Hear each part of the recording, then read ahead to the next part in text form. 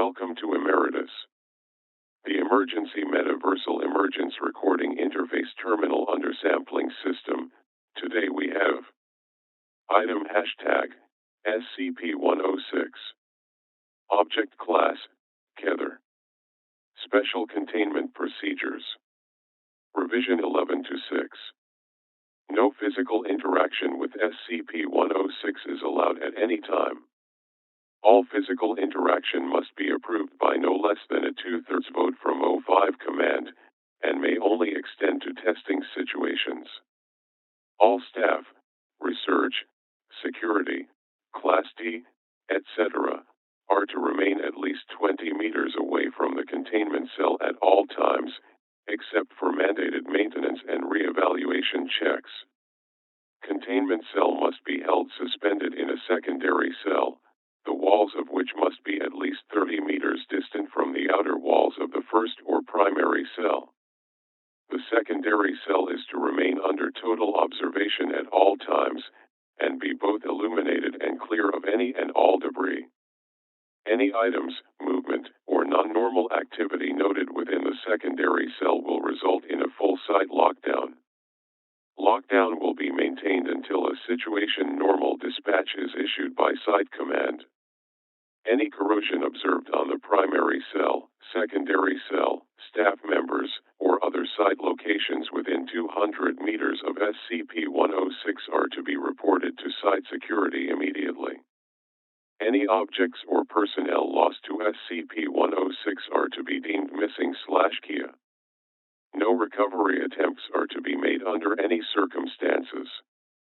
Note: SCP-106 does not have a docile state. Any reduction in activity or increased compliance from SCP-106 is to be deemed a luring tactic immediately preceding an aggressive action, and treated as such.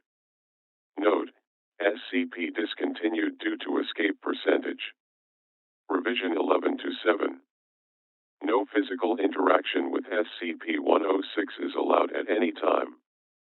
All physical interaction must be approved by no less than a 2/3 vote from O5 command, and may only extend to testing situations.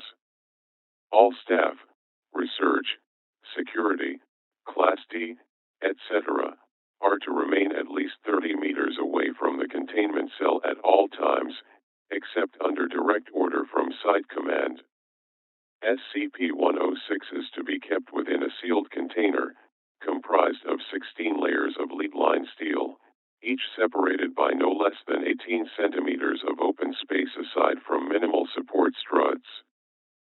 Said container is to be kept suspended by a continuous current system within a fluid medium. This medium is to be replaced in 48-hour cycles, and constantly monitored for any corrosion intrusion. Any corrosion observed on any containment cell surfaces, staff members, or other site locations within 200 meters of SCP-106 are to be reported to site security immediately. Any objects or personnel lost to SCP-106 are to be deemed missing/Kia. No recovery attempts are to be made under any circumstances. SCP-106 does not have a docile state. Any reduction in activity or increased compliance from SCP-106 is to be deemed a luring tactic immediately preceding an aggressive action, and treated as such. Note: observation of SCP-106 has shown a slight resistance when passing through lead or other similar metals. The thickness of the material appears to make no difference. In addition, multiple layers of thin material appear to slow SCP-106, forcing it to enter and re-emerge multiple times. Fluids also appear to temporarily confuse SCP-106. Note: SCP discontinued due to multiple surface breaches. Agitation system continued to disperse corrosion during breach event, resulting in multiple breaches and full containment failure. Revision 11-8. No physical interaction with SCP-106 is allowed at any time. All physical interaction must be approved by no less than a 2/3 vote from O5 command. Any such interaction must be undertaken in AR to maximum security sites after a general non-essential staff evacuation. All staff, research, security, Class D, etc., are to remain at least 60 meters away from the containment cell at all times, except in the event of breach events. SCP-106 is to be contained in a sealed container, comprised of lead-lined steel. The container will be sealed within 40 layers of identical material, each layer separated by no less than 36 centimeters of empty space. Support struts between layers are to be randomly spaced. Container is to remain suspended no less than 60 centimeters from any surface by ELOIID electromagnetic supports. Secondary containment area is to be comprised of 16 spherical cells, each filled with various fluids and a random assembly of surfaces and supports. Secondary containment is to be fitted with light systems, capable of flooding the entire assembly with no less than 80,000 lumens of light instantly with no direct human involvement.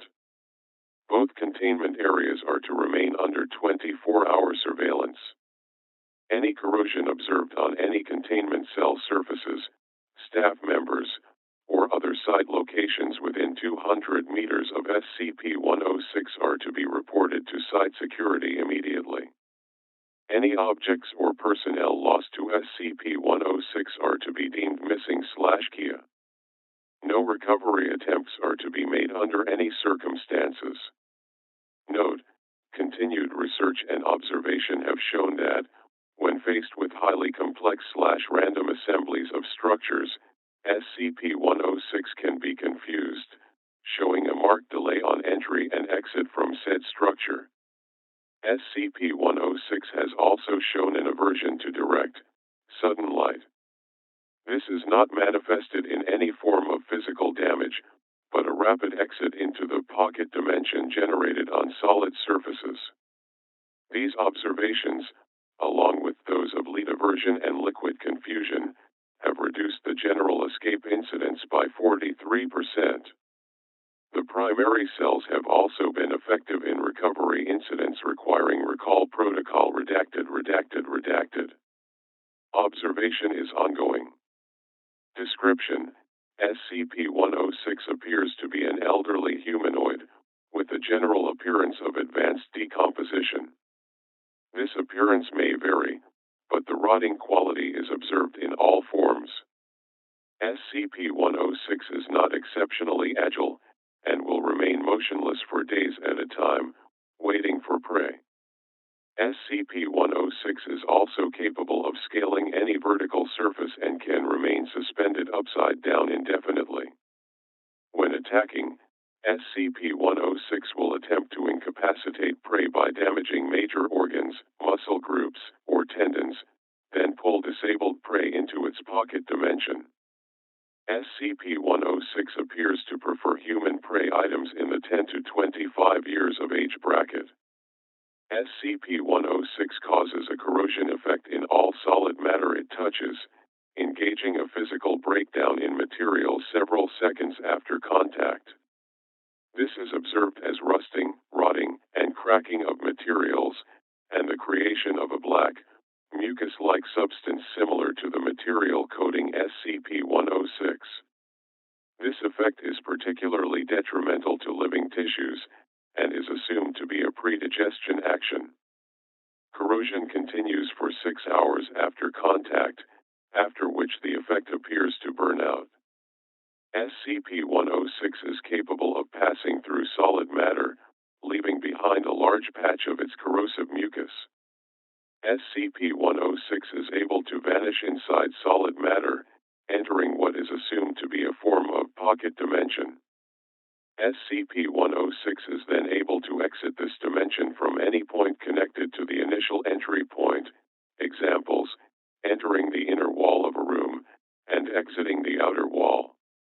Entering a wall, and exiting from the ceiling.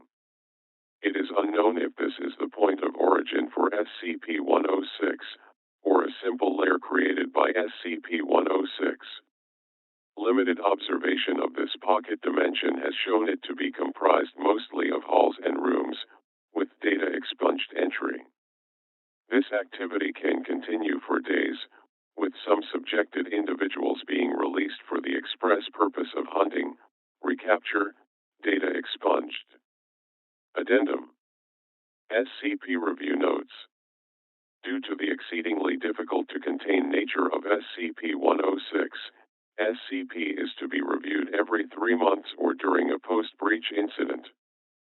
Physical restraints are impossible, and direct physical damage appears to have no effect on SCP-106. Current SCP, as of redacted/redacted/redacted, revolves around basic observation and immediate response.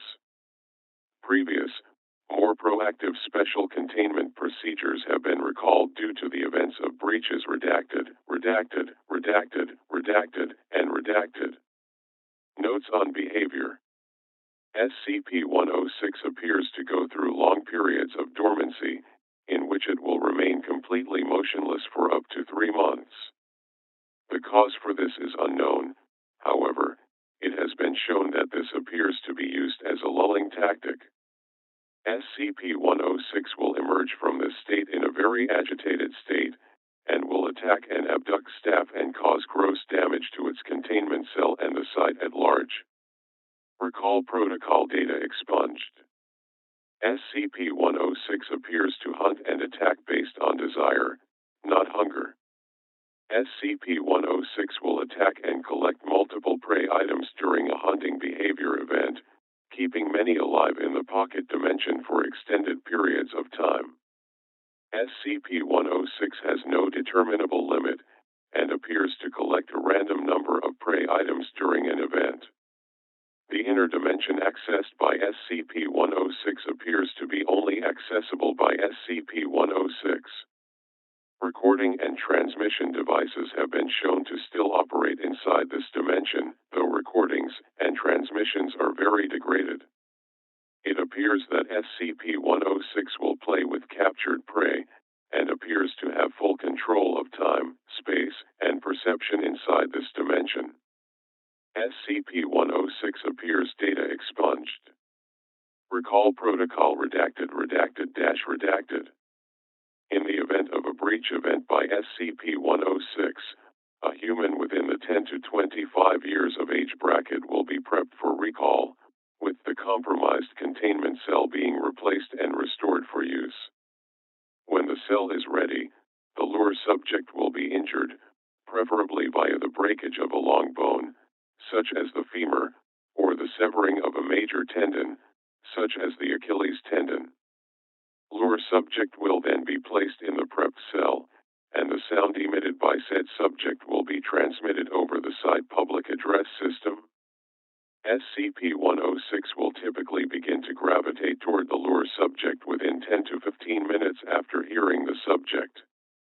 Should SCP-106 not respond to the initial broadcast, additional physical trauma is to be administered to the lure subject at 20-minute intervals until SCP-106 responds.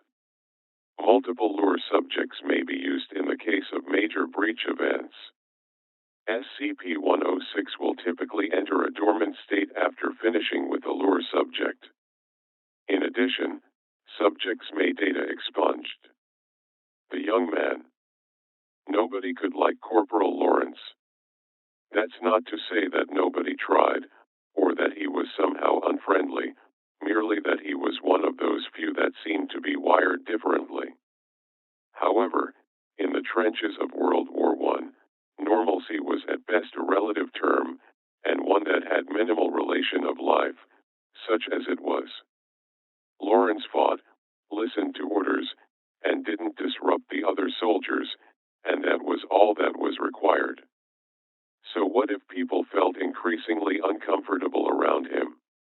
In a place where the flesh rotting off your bones while you were still alive was the baseline of concern, a little personality conflict ranked several levels below a paper cut. Lawrence, for his part, dealt with it as he always had. That is to say, remained totally unaware of the avoidance. The same way a man blind from birth cannot mourn the memory of color, Corporal Lawrence couldn't bemoan a lack of company. He was quiet, as he had nobody to talk to, and still, as he had nothing to do for long stretches of time. The enemy trench, less than a mile away, had gone silent for several days, letting boredom and nervousness sink in even more than normal, coupled with the unease that seemed to radiate off of Lawrence like heat waves. The worst part was that there was no distinct reason to dislike the corporal. He was a plain man, average height, average build, bland of voice and action. Nobody could recall him raising his voice in joy or anger. He did have the occasional odd mannerisms, however. He tended to stare a beat or two longer than was acceptable at people. He rarely slept as well, and bunkmates said he would mumble in his sleep almost constantly.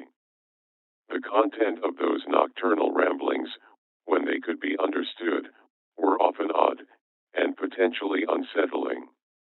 One private moved to another barracks when he heard the name of his daughter pass Corporal Lawrence's lips, followed by a bubbling, muffled giggle. It was strongly theorized that he was sent over the trench by his commanders more out of a desire to have him away than for his minimal combat skill. He and 14 of his fellows were sent across the nightmarishly scarred waste of the no-man's land between the trenches, to reconnoiter the enemy trench, and secure it if possible. Many seemed to hope that Lawrence would have the opportunity to prove his devotion to his country by making the ultimate sacrifice for it. It was while he was gone, that 3-day gap as the men held their breath, waiting for a surprise volley of shells, that someone started asking questions.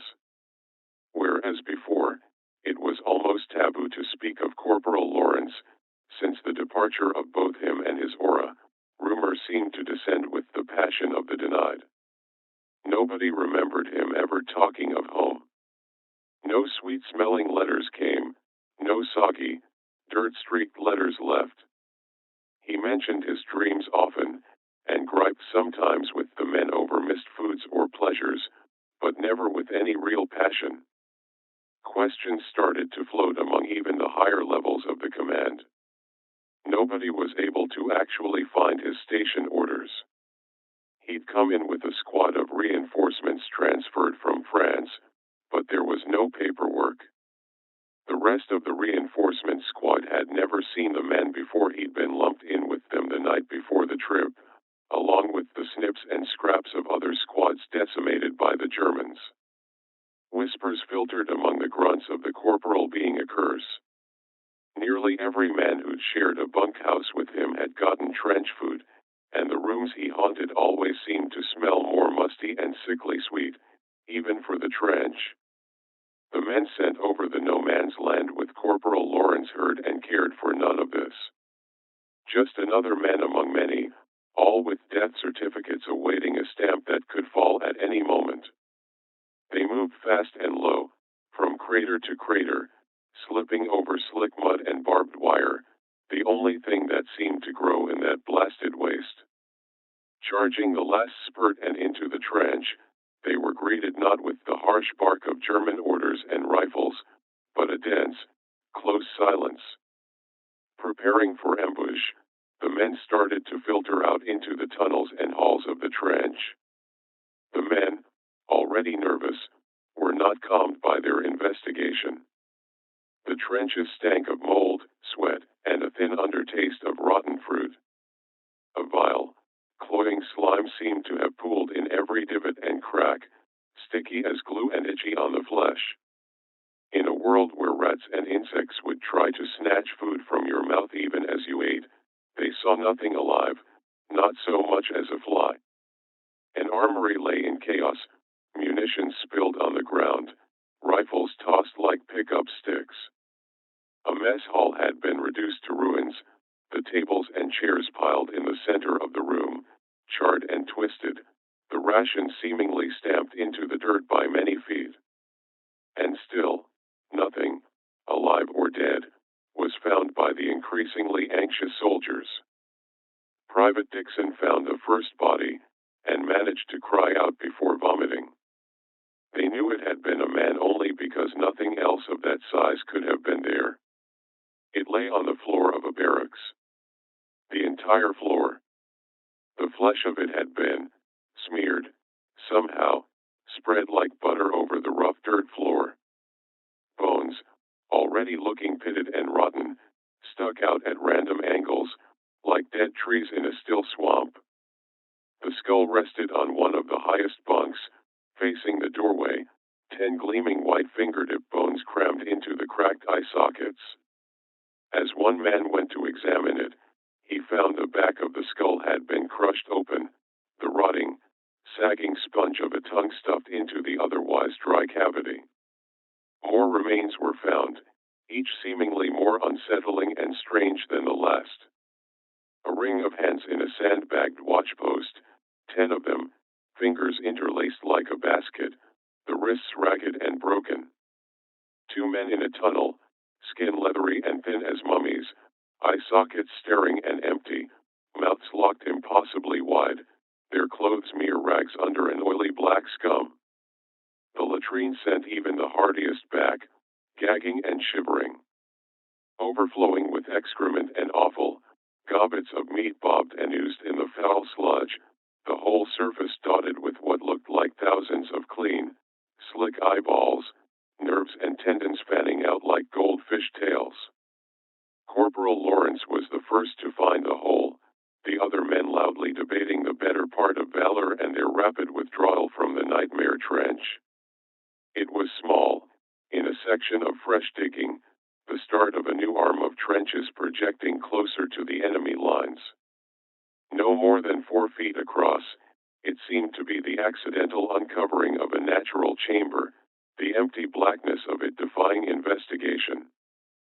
Private Dixon, recovered and blessedly numb from his previous ordeals, saw the corporal prod the edge with his boot, then crouch to peer in, then suddenly slide in head first before the private could so much as utter a shout of question. The private was a good soldier, and rushed to the perceived distress of his fellow. When questioned later, he could provide little illumination as to what happened over the 2 minutes Corporal Lawrence spent in the hole. He could see nothing, the light of a torch seemingly gobbled up a few feet into that dense blackness. There were sounds, the rustle of movement over loose stone or rubble. An odd liquid shifting, a dry rustle that made him think of the insect husks he'd used to collect in the summer. As he shouted for aid, there was a sudden upwelling of a repulsive stench, like a reptile house gone sour and old, and his fellow soldiers found him retching helplessly beside the hole when they came around the turn. It was as they rushed to Private Dixon's aid that the hand emerged from the hole. They stopped and raised rifles as one body, roaring for the owner of that pale, trembling hand to identify himself. As they watched, another hand joined the first, followed by the pale, shivering head of Corporal Lawrence. He was streaked and smeared with the tarry black ooze, hacking and coughing thinly as he hauled his body up beside that of the gasping private. As they moved to help the men, the corporal vomited up a heavy stream of the same repulsive slime that coated his body in smears and globs, his curled, shuddering body voiding more of it into his saturated, fouled pants. They were hesitant to touch him, finally doing so after the seemingly endless river of grime stopped pouring from him. He was insensible, eyes rolling and wide, body as limp as a bonefish. The men quit the trench with all speed. Half dragging the corporal, they ran with no thought to cover or death, only escape. They crossed in record time, falling into their home trench like so much cordwood, gasping and shivering, one man known to have bludgeoned a German to death with a brick curled on the floor in a sobbing heap. The commanders moved quickly, isolating the men and trying to calm the most lucid for a report. What spilled out would have been immediately dismissed as lies and hallucination were it not for the earnest, pleading stares of those reporting. Command calmed them with explanations of battle fatigue and strange gas weapon tests, and shared silent, focused stares as the cowed men were ushered out. Corporal Lawrence had little to report. Of his time in the hole, he could, or would, say little. He stated that he had slipped and fallen into what may have been some long-blocked underground pool, or perhaps a buried latrine. Of the sounds and smells reported by the private, he had nothing to say, only that he had struggled a short time, then managed to get back out just as the men arrived. Truly, he seemed none the worse for wear. In fact, he seemed in better spirits than many had remembered ever seeing him, favoring the commanders with a wide, giddy smile as he was dismissed with a warning not to discuss the events. The corporal proved a changed man over the next few days. He was more talkative, but quickly had men wishing for his old, unsettling silence. He rambled about the joys of close spaces, of creation and destruction that seemed to spring up all around him. About human pleasures missed, the dimensions and ages of which made some men threaten Corporal Lawrence with a quiet and ignoble death, which only seemed to stretch the near-constant smile on his face even wider. Private Dixon, one of the corporal's bunkmates, whispered to a friend that he had woken once to find the corporal standing over him in the night, his eyes as bright and flat as silver dollars. They found the private the next day snarled in the barbed wire, his intestines spread nearly 10 feet around him in every direction.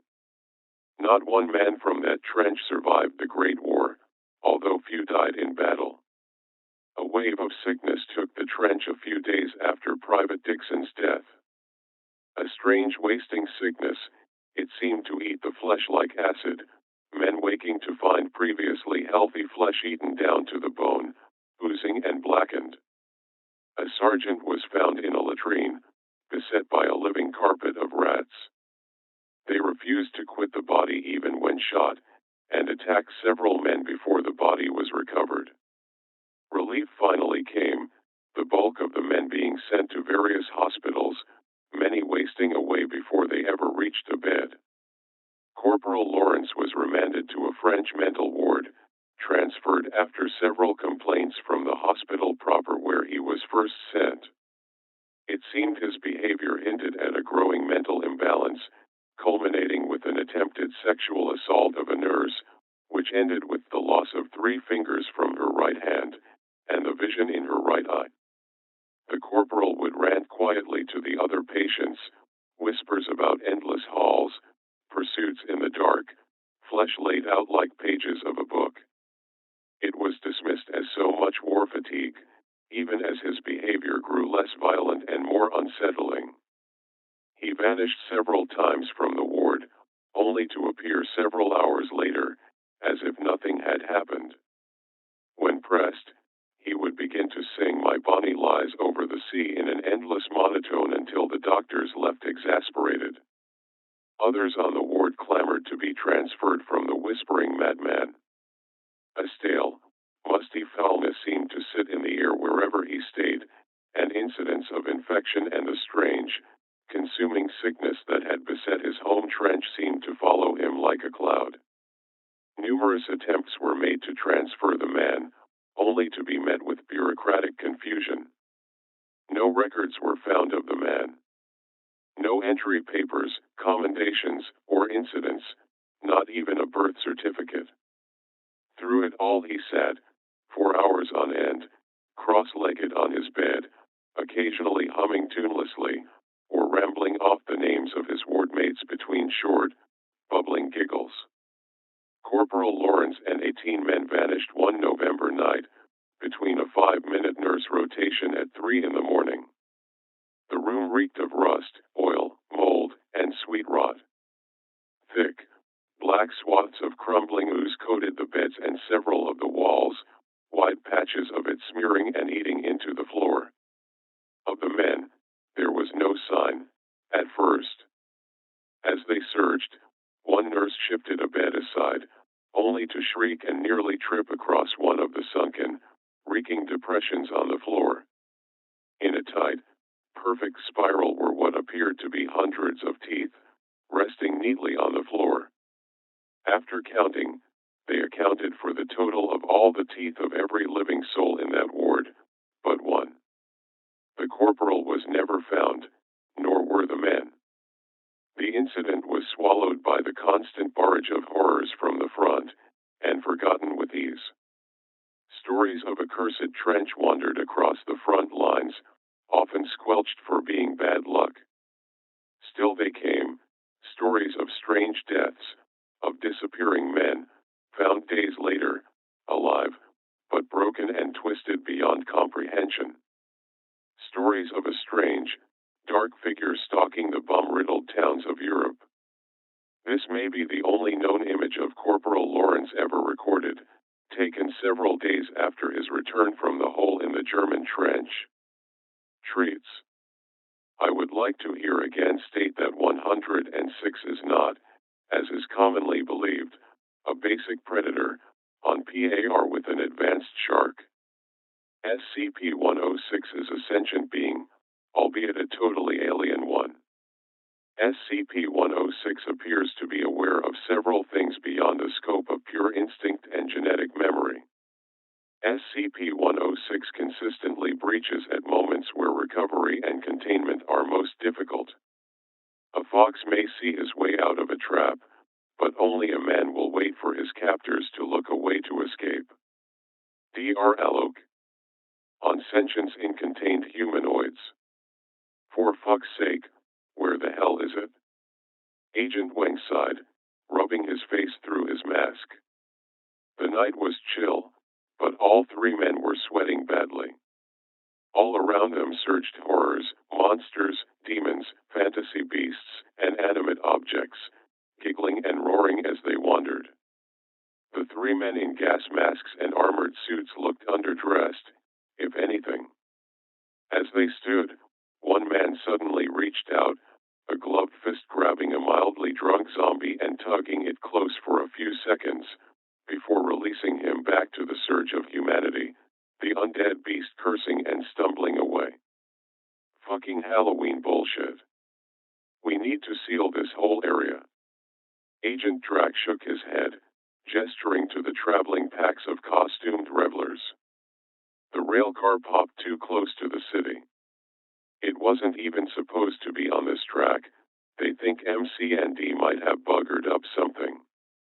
Can't clamp the whole town without major fallout. And what the hell do they think will happen now? The old bastard is out there, and we can't even fucking find him. Wang kicked a discarded wrapper, glaring through tinted lenses at everyone who didn't have to chase hell for a living. Drac patted the fuming man on the back. Easy, big fella. Command figures the old man takes a couple people, then does his lazy crocodile thing. That's easier to cover than why a major city had to be quarantined on Halloween. Parks, until now little more than a statue, crackled in with his broken, rusty voice. How hard is it to find a rotten old man that kills everything it touches? Wang shook his head, still scanning the crowd. He just looks like an old man most of the time. He can look however he wants. Normally we tell people to just follow the screaming. Fat fucking lot of good that does now. Where the hell is our expert? A brittle, creaking chuckle rolled over the radio.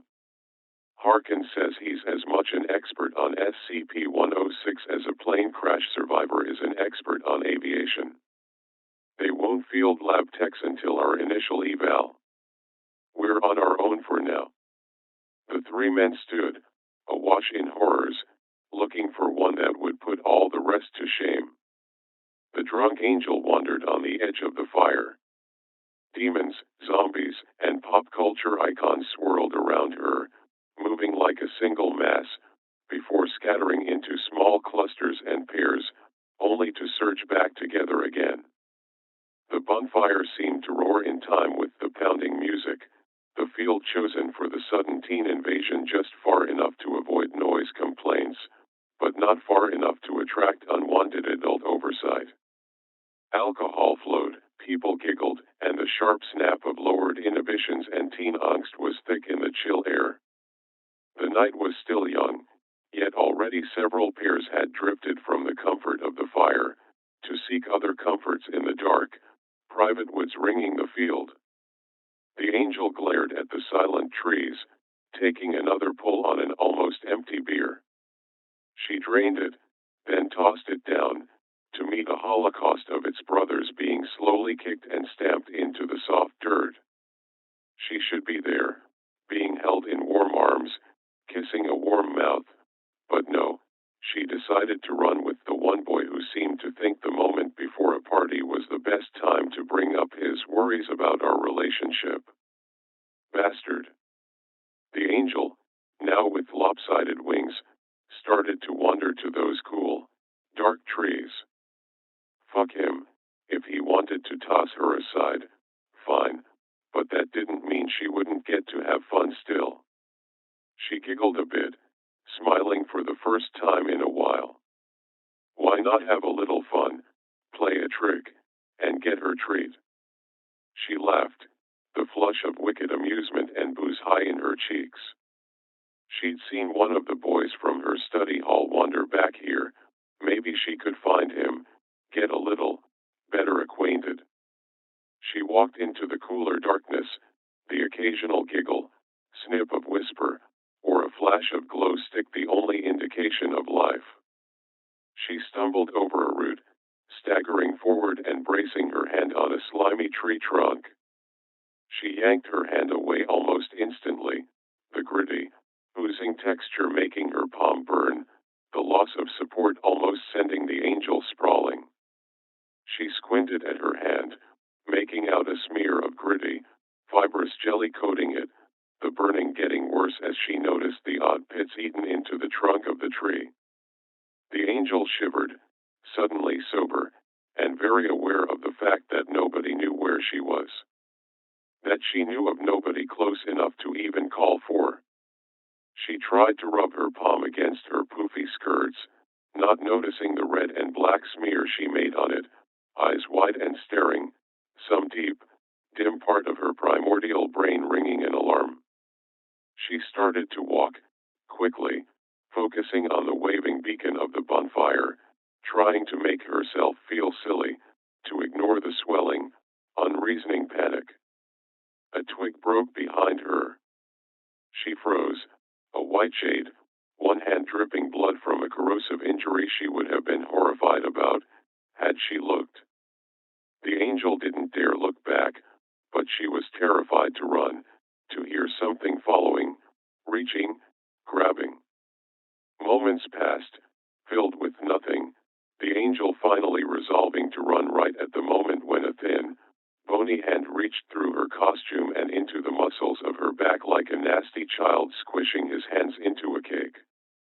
She screamed, or tried to, the sound squelched to little more than a harsh bark by the sheer volume of pain, limbs suddenly boneless and leaden, nerves dead except for agony. She felt fingers touching her ribs from the inside, even as they were slowly eaten away and corroded, her body shifting slowly to face the hand's owner. The flicker of the distant fire showed something withered, dark, slimy and pulpy, soft, but wiry and strong.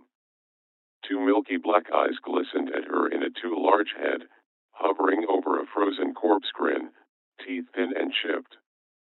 The pinned angel gasped and blubbered, feeling an oily, burning corruption seeping into her body, trying to ignore a slow-falling feeling, trying not to feel the ground below her turning mushy and soft, swallowing both figures inch by inch.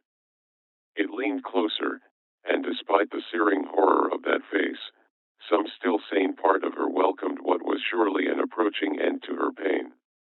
It lingered, however, the other twisted claw of a hand rising as the ground started to swallow their hips. The new touch made the angel lucid with a new fear, her face locking on those rotten eyes. She recognized the shine behind them, and started to scream with a new, repulsed horror, even as it started to pull both her dress and skin away in sodden ribbons. Jason ran, lungs burning, trying to yell for help between sharp gasps of air. His Batman costume felt like such a joke now, running between streetlights, feeling that warm spot of pee on his pants. Where was everyone? It had been so stupid, trying to be the big brave kids and go out alone. Now he really was alone, and his friends had probably been eaten. He didn't know this for sure, but when the boogeyman dropped out of a tree and started shoving kids into a wall that was suddenly like quicksand, it was probably a safe bet. He hadn't even been able to do anything, just watch as those long, bony fingers grabbed his two best friends and just yanked them away, like dolls, barely screaming before the squishy black wall gulped them up.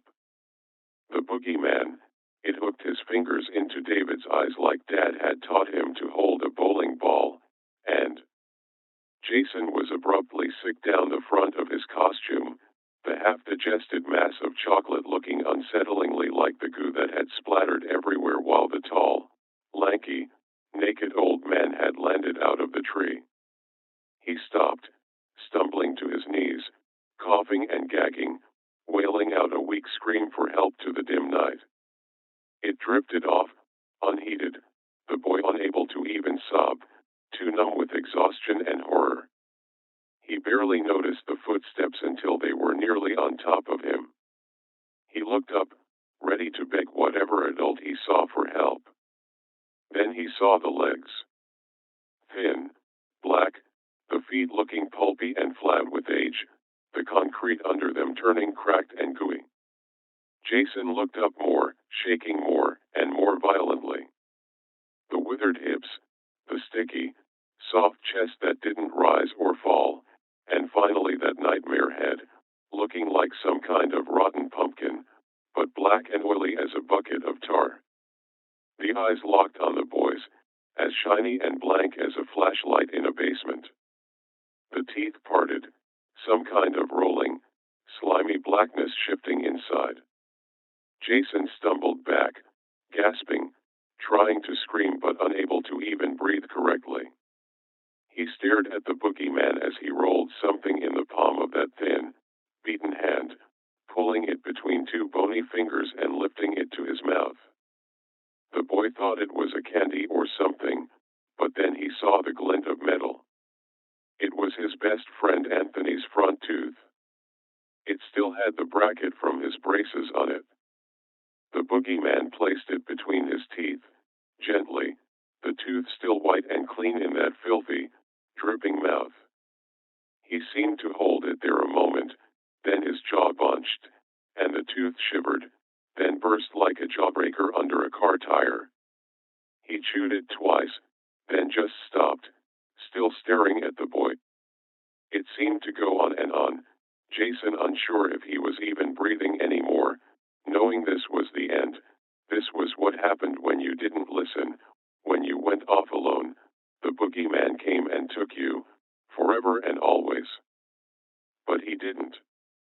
He turned, seeming to get ready to take a step, then fell forward, slowly, like an old man tripping over a shoe. The black monster almost hit the ground, but just fell through it, like it was made of air, nothing but a black smear left behind on the concrete, and the tiny, corroded bracket from the tooth. When they found him, hours later, he'd gripped it hard enough to embed it in his palm. The boy sat, comforted and miserable. His mother had been nice enough to let him at least wear his Mario costume, but even he had to admit he was probably too sick to walk around the house, let alone outside for hours, in the cold. He'd woken up vomiting, and it had just continued, his parents hoping for the best, but finally forced to cancel the trick-or-treating. As sad as he was, they did try their best to make it up to him. There was a small bowl of candy for him, with the promise any leftovers would be given to him, and he could watch all the scary movies he liked. Knock knock. Trick or treat. Aw, such a cute turtle. And what are you, honey? I'm Rapunzel. Well, here you go, princess. Thank you. He hadn't even wanted to help pass things out. It was better to just try and ignore things, just pretend everyone else was inside too, floppy hat down a bit, trying to convince himself that his tummy wasn't feeling like a hedgehog was rolling around inside.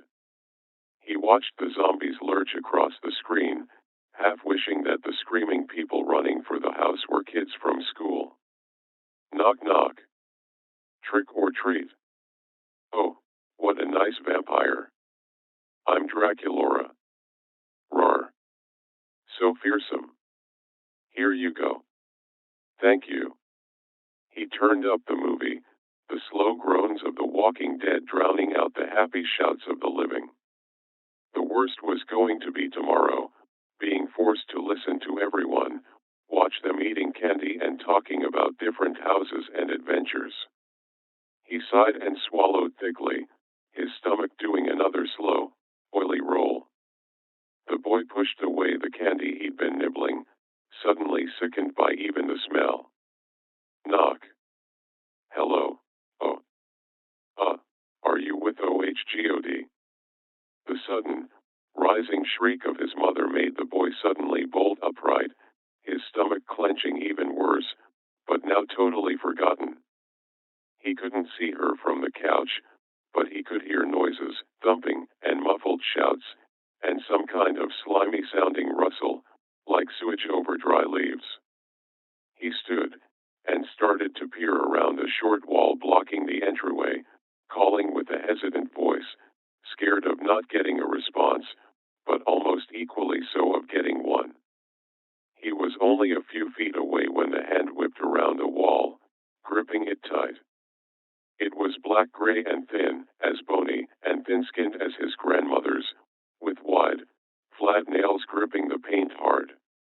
Where it touched, a black stain was spreading, like grease on a paper bag, the knuckles looking puffy and thick as they flexed. The boy stared, backing up slowly, calling again for his mother, his voice starting to plead. The hand flexed, actually sinking into the wall as that stain spread, and a nightmare peeped around the corner. The head was thick, misshapen, and lumpy, like a poorly made scarecrow, the skin thin and jelly-like. Two hard, glistening eyes the color of maggots stared from above the thin, wide slash of a mouth. Their eyes locked, and the boy felt fear wash from his head down to his feet, his stomach boiling like a forgotten kettle. His nerves screamed to run away, but he couldn't make himself stop watching those eyes, feet moving slowly backwards like a sleepwalker. The hand and face shifted a bit, and there was a wet, heavy dragging noise as his mother was pulled into view. She was dead, or close to it, moved forward by the hand in her chest like a sock puppet, bits of her black and pulpy, smears of that black stain eating into her face, her neck, her arms.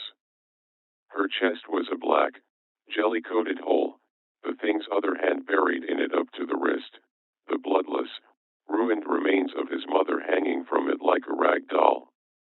He screamed, then threw up, little more than a mass of bile and half-digested snacks, then ran, shrieking up the stairs, begging for his mother, his father, anyone, someone. He slammed into the bathroom, shutting and locking the door, shaking and crying. His dad had gone down the street to visit. He'd be home any second, and he'd fix this, somehow. He'd call the cops, or something, get them out of the house, leave that black thing far behind. Maybe Mom was just hurt. People could get really hurt and still be fine. He'd only seen her a few seconds. That thing was just some psycho in some costume. He'd probably run off as soon as he heard someone coming, and it'd be okay then, it'd be fine. He kept whispering this to himself, feet braced on the sink, back against the door. He was still repeating it when the face pushed through the wood above him. He heard the crackle, and looked up, to see that hell face looking down, inches above his head. The floor under his feet suddenly felt sludgy and soft as he stared, the mouth splitting open, to let a tongue as rotten and bloated as a dead fish roll free, and down, sliding down onto that horrified face like a syrup, burning even as he felt his legs sinking down and down, unable to even move really as that soft, slimy flesh burned like an acid into his face, feeling his nose cook down like an overused eraser, screaming just long enough to catch a few feet of that endless tongue in his mouth, gagging hard before the nerves died, starting to pass out as he felt the nightmare tasting his eyes. Drac awoke feeling like he'd been sleeping on a pile of rusty car parts. He sat up, twisting and trying to locate the source of the throbbing pain in his leg. That memory started to flood back, hitting like a freight train. Running across town, slamming through a crowd, seeing the withered, crumbling arm laying on the ground. Screams. People running. That horrible black face sliding from the ground, eyes locked on his. Sparks firing. More screams. A withered hand reaching, gripping, pulling. Oh God, no. He looked around in welling horror, pleading with his own brain to lie to him. The room was dark, dirty, and low-ceilinged, tufts of dirt and debris in the corners, the grayish paint peeling in ragged streamers, the stained ceiling and floor warped and lumpy. A doorway opened into darkness, a vague, insistent noise sounding from far off. The light was dim, but didn't seem to come from anywhere, seeming just a weak, omnipresent glow with a slightly green cast, like deep ocean water. Drac knew this room, even though he'd never been here. At least, one's very much like it. The old man liked to dump his new catches here before he found them. Drac rose quickly, hunching down to avoid a sagging bulge of ceiling. He barely wanted his shoes touching this place, let alone anything else. He winced, feeling a dull, empty ache in his leg, high in the calf. Probably where it grabbed him, and damned if he was going to check it. He limped a few steps, making sure it could bear weight, eyes sweeping over every surface. He breathed slow, deeply, remembering the file, the brief. Time was subjective. He could have been out for seconds or weeks. It liked to play cat and mouse, tracking through its home or playroom or whatever the fuck it was. Space was endless, but sometimes people got out or were released. Keep moving, don't hide, because it was God here and would know. He felt panic slithering around the edges of his brain, and pushed it down, hard, face set and grim as he stepped out into the darkness beyond the doorway. The hall was long, and broken, like a hospital hallway after an earthquake. No big holes, just twisted and tilted oddly. He creeped down, as close to a wall as he could get without touching it, feeling gritty plaster crunch under his feet. The noise was louder, the sound of high-pitched, monotonous crying. It set the teeth on edge, but they'd said it would be like this. The key was to keep moving, keep looking. Yes, it was endless, but if you kept on the move, it seemed like 106 got confused, or lost track of things, and you could accidentally wander back into the world. He kept repeating the steps, the briefing in his head like a prayer, ignoring the part where 106 would typically hunt escapees forever. He took a right at the end of the hall, passing down another, then a left, starting to move faster, ignoring the odd, corroded twists of pipe and wire in some of the rooms he'd passed, or the suggestive, soggy mounds of something. The crying kept getting louder, the high-pitched, gurgling wail of a baby. Ignore it, keep moving. It called the shots, it could make the whole place sound like a dentist's drill if it wanted. Drac pounded down a hall, nearly at a dead run, trying not to see the growing dampness of the walls, the changing texture of things. Broken plaster over old, greenish bricks, floor going from broken vinyl, to concrete, to dirt. He turned a corner, too fast, a gooey patch of black causing his foot to skitter, nearly dropping him to his knees as he clutched the bare, wet brick wall. He looked out into the dim, mossy room, the sound of helpless, angry crying very, very loud now. He froze, staring, half-crouched and clutching the wall. It was standing in the middle of the room, a thick, ankle-deep puddle of black jelly at its feet. The old man was turning, slowly, rocking in slow, side-to-side motions. The crying was coming from the thing in his arms. It was a torso, wrapped in masses of what looked like barbed wire. The wire threaded in and out of flesh, some places looking like the bleeding skin had flowed like warm taffy over it. The ragged remains of the limbs twisted and stretched, every movement making the wires dig and tear more. It was hairless, the skin of its bare head and neck looking peeled and rotten, the face a mask of pain. The throat had been opened, carefully, twisted and held with wires. The baby crying was in fact this grown, mute torso, mutilated to make that pitiful, helpless wail. The old man was watching him. Face turned, eyes locked to the man as he slowly tried to stand upright, ignoring the hissing of his boots, trying not to think of what would have to be done to a throat, to make it sound like a baby in agony, or where that pitiful torso's limbs had gone. It watched him, cracked teeth slightly parted, and slowly stopped its rocking. It dropped the wire-bound bundle, arms going limp at its sides as the mass of flesh and pain bounced off the ground, then rested face down in the mossy grime, sending up a new wave of protest between bubbly, sucking breaths. It turned to face him, arms dangling, body wrapped in what looked like some kind of shredded cloth of oozing black fabric. Drac ran, bolting like a scared deer, throwing training and conditioning to the wind in the mad, blind, animal panic of escape.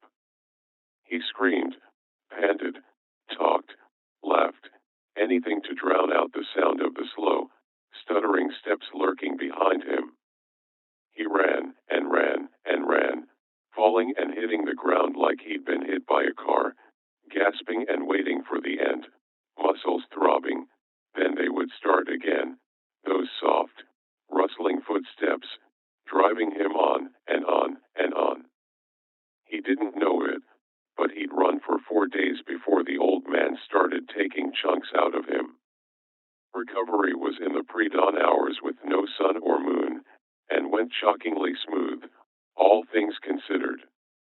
SCP-106 was found in the middle of a field, making pumpkins sag and burst by squeezing or stepping on them.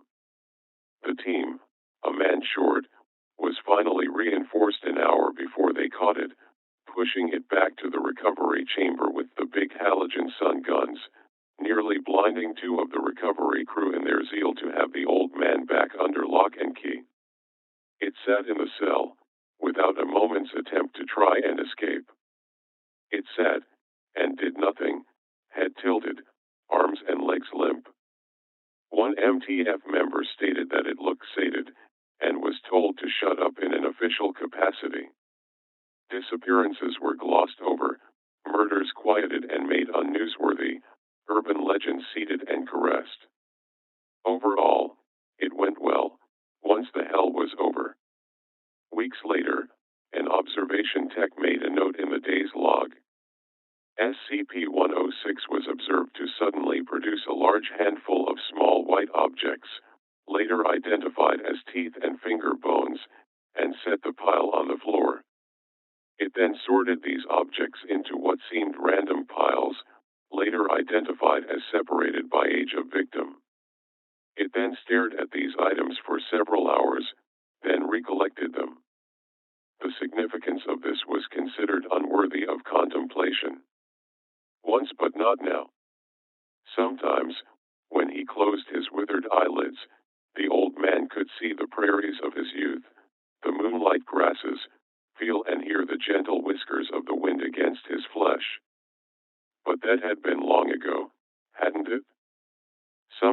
when he dreamed, he would forget that he was old and leap through those fields, shrieking with the elemental joy of existence. There were others there, young, like he was in the dream, their faces blurry but so heartbreakingly familiar. It felt wrong to have forgotten them. Then he would wake again, and see the corroded metal walls of his prison. Technically, he was not bound in this cell. He could leave at any time, he just had to get up and walk out. But beyond, the world had changed into something lunatic, too bright, too complex, as though it had been designed to confuse and daze him. Burning white lights, random surfaces at dizzying intervals, so that the air seemed to drown or choke him. It had not been this bad when they had first brought him to this dismal place, or perhaps it was he who had changed, his faculties dispersing themselves into the suffocating walls. So here he stayed. He would try to take refuge in fantasy, losing the present as he had lost so much of the past, but those open prairies were becoming harder and harder to call up of his own volition. Instead, he found himself walking endless, twisted corridors, doors sagging with decay and dark, damp mold dripping from the ceiling.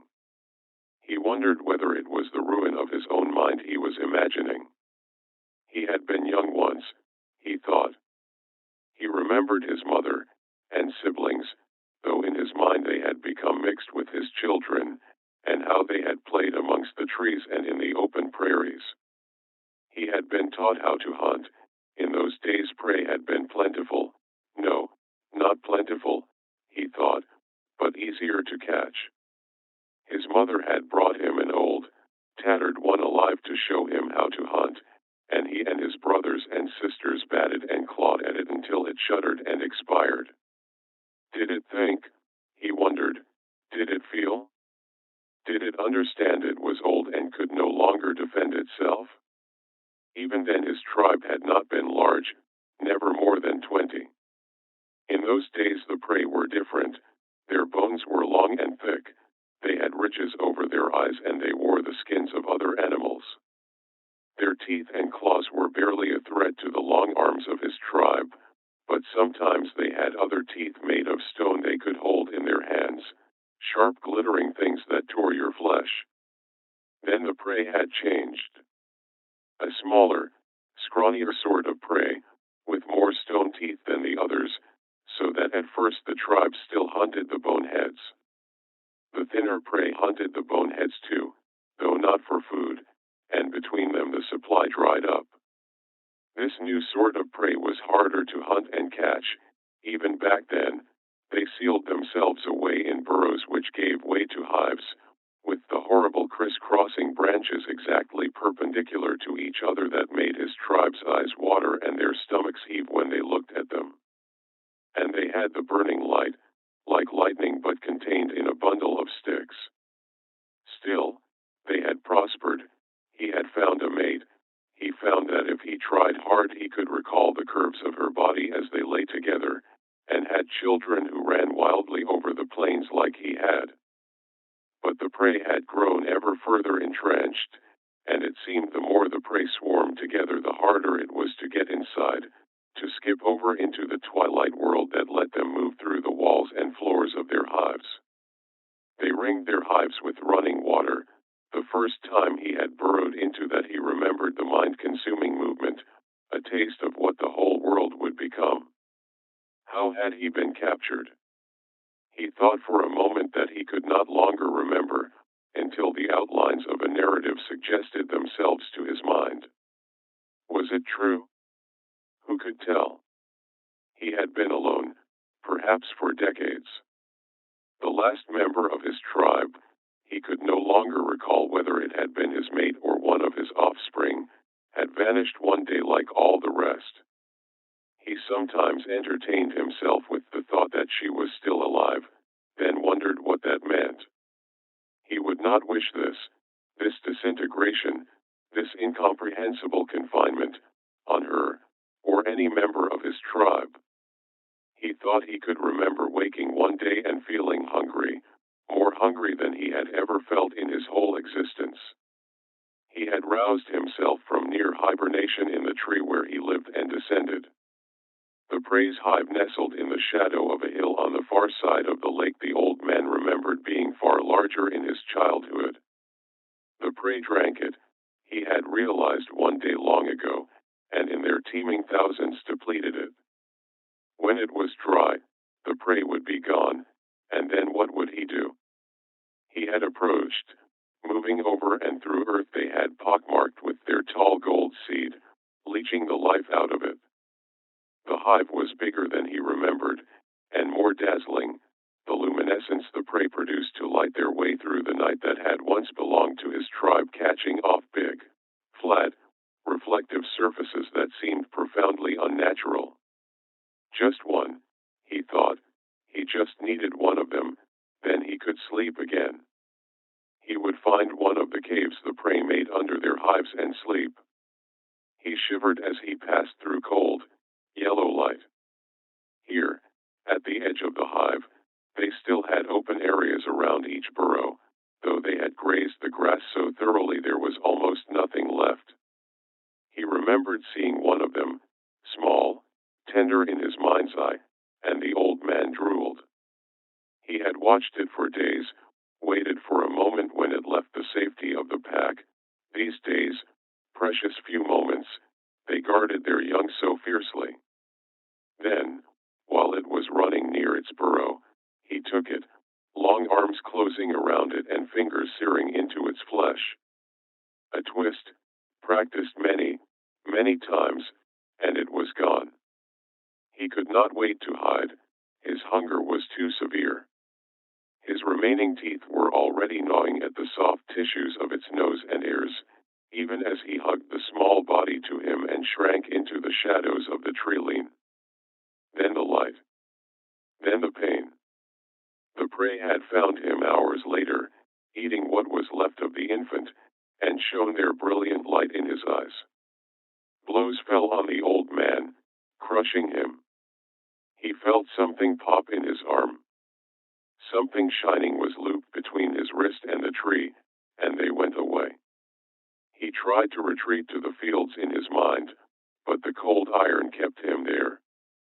He had found a way to escape it, later, but that was after they had put him in the cell at the center of the maze.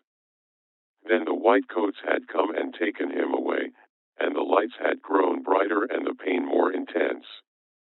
No food, no food. He was dying, he thought, distantly, starving one day at a time.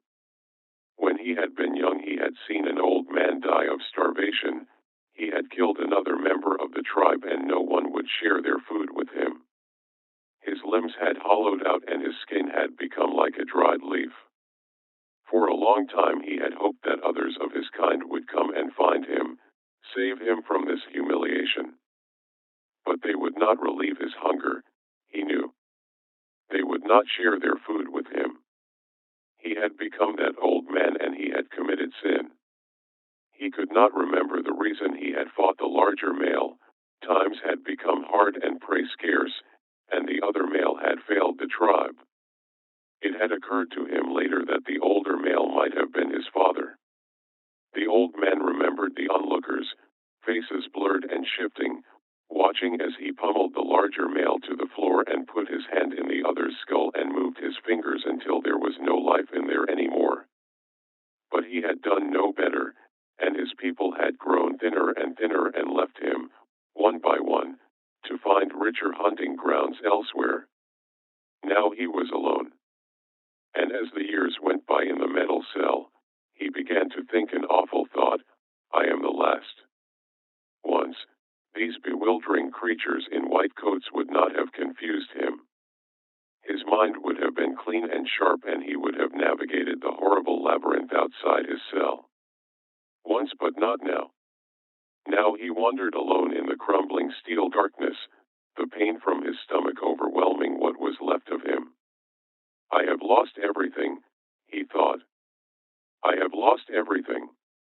He twitched as he realized that in his distress he had drifted further from his cell than he ever had before. Those decayed corridors of mind fell behind him, and he found himself in what he thought was the waking world, but nothing like the maze he had perceived before. Here the air was so fresh his old lungs exhaled suddenly as though he had been submerged in ice. He was in a small, tunnel-like space, like the burrows of foxes or badgers, but hard-cornered and metal in the fashion of the prey. Below him were slats of light, and he realized dimly that through them he could see the world of the whitecoats, clean and clinical. But there was something wrong. Red lights were wheeling back and forth, hypnotically. The whitecoats were running, rushing away to be replaced by others with blue hard hats and determined expressions. Then, he smelled it, the scent of injured prey, so rich, so replete in memory but so harrowingly distant that he wondered if he had imagined it, like so much else. But no, there it was again. The old man stirred long black limbs and raised himself up as far as he could, his ragged nostrils sucking in the fresh, cold air. And his ears, dulled as they were, picked up that long-forgotten cry, the gibbering assemblage of syllables, almost human, as the prey called out in pain and fear. The dribble came thickly down his withered chin, and dry old eyes moistened again as he remembered marrow, and blood soaking into pink, juicy meat, just like it had been in the old days. No doubt the whitecoats would take this morsel from him as they had taken it away before. He didn't care, there was not enough left of the old man to care. He could only move, down through the slats, towards the light. The old man came drip, drip, dripping down the